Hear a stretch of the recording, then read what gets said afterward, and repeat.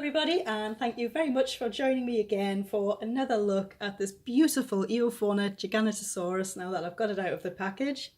I always feel that when you first unbox a figure you don't really get to appreciate the subtleties of the detail because there's quite a lot to take in, so I felt it was well worth revisiting this as soon as possible so I could do it justice. It's an absolutely beautiful figure, and Eofauna are a fabulous company. They produce a lot of scientific replicas. Everything they produce is done with great scientific rigour. They're very, very proud of producing figures which are accurate, up to date, and very well produced, very well designed. They even went to the lengths of fleshing out a digital skeleton to produce this figure so that it's as accurate as possible. Now, I remember when Giganotosaurus was discovered, I was a very little girl, and there was a lot of hype about Giganotosaurus at the time because it was bigger than T-Rex. And it was quite obviously bigger than T-Rex. The skeleton was quite complete, certainly enough to determine its size. It was a very large predator, up to 30 metres long, and a relative of Allosaurus, albeit distantly. And it killed in a similar fashion to Allosaurus. It didn't have the great big crushing teeth of Tyrannosaurus rex. It had slashing teeth, which are designed to inflict as much damage as physically possible. Now, the way this figure has been produced, the jaw shape is perfect. It's perfectly bowed here. This is a feature which is sometimes missed, as you can see on this little figure here. It's very squared off the head on this one. It's a bit blurred out there, but you can see this is the old Carnegie Giganotosaurus.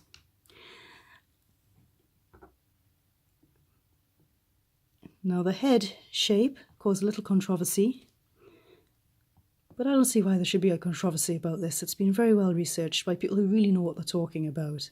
And what they've produced here is a figure with an articulated jaw, which functions very well, which doesn't detract too much from the overall look of the figure's head.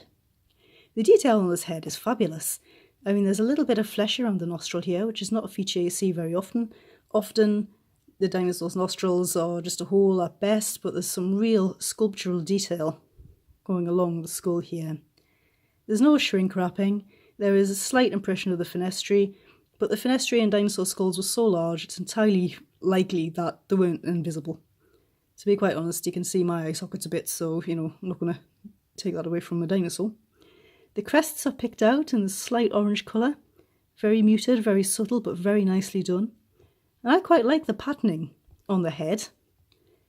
I do personally feel that because dinosaurs likely had trichromatic or tetrachromatic vision, that in order to camouflage themselves, they probably had to go for patterns which broke up the shape of the animal's head and the shape of the animal's body, rather like a zebra. So I tend to suspect that most dinosaurs had quite bold patterning. The detailing and the paintwork is very good. It's a simple colour scheme, but it's very effective. I think it's doing it a bit of an injustice to compare it to a Batat figure. It's far less blocky, it's far more subtle than that. It's a limited palette, but it's nicely applied. I like the fact the eye is this very, very bright yellow, because a lot of birds and reptiles have very, very bright eyes, and it really suits this figure. You can even see there's tiny little ear holes sculpted in here. You can see the muscles down the neck and these beautiful wrinkles under the throat. Now the shape of this figure is beautiful. When you look at skeletals online, they've got this spot on. This little arch in the back here. It's absolute perfection, it really is. It's beautifully researched. And other things which perhaps don't show up so well are there are subtle changes in the browns, in the tone of the browns.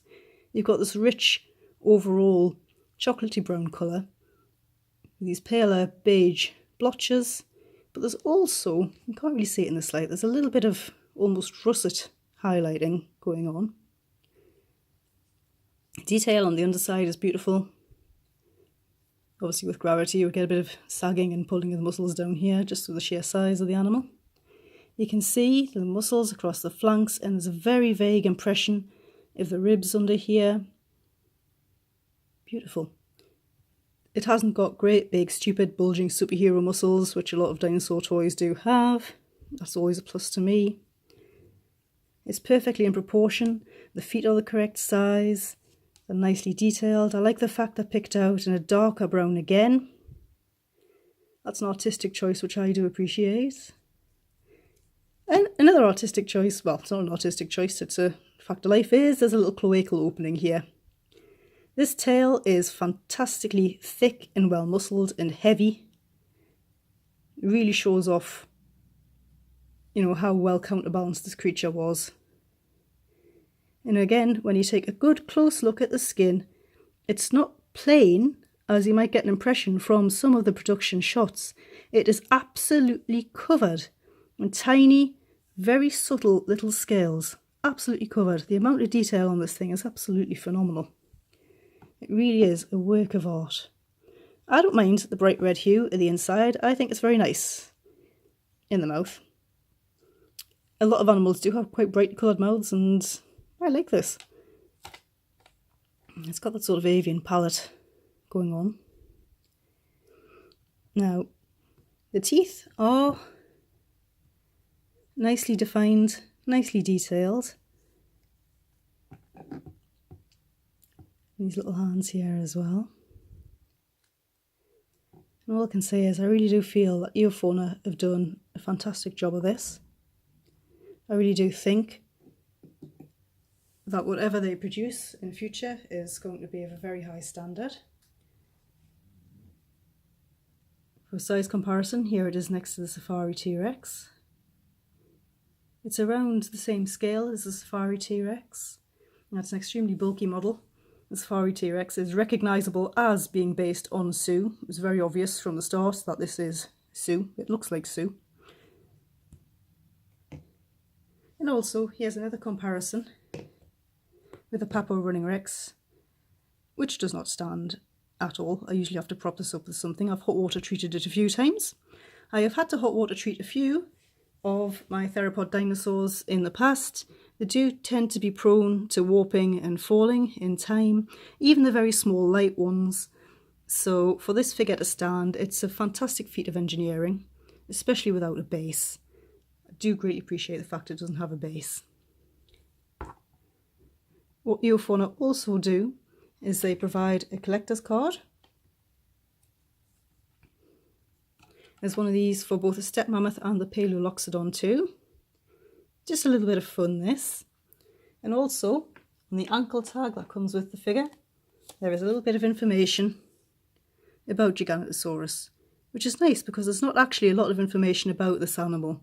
Even though it was larger and, you know, there was a lot of hype about it when it was discovered than T-Rex, there's really not as much research being done on it. Anyway, I hope this has given everybody a better impression of this absolutely exquisite figure. I highly recommend it. I'm absolutely delighted with it. It's definitely going to be a favourite in my collection. And I hope to see you in the next video. Thank you.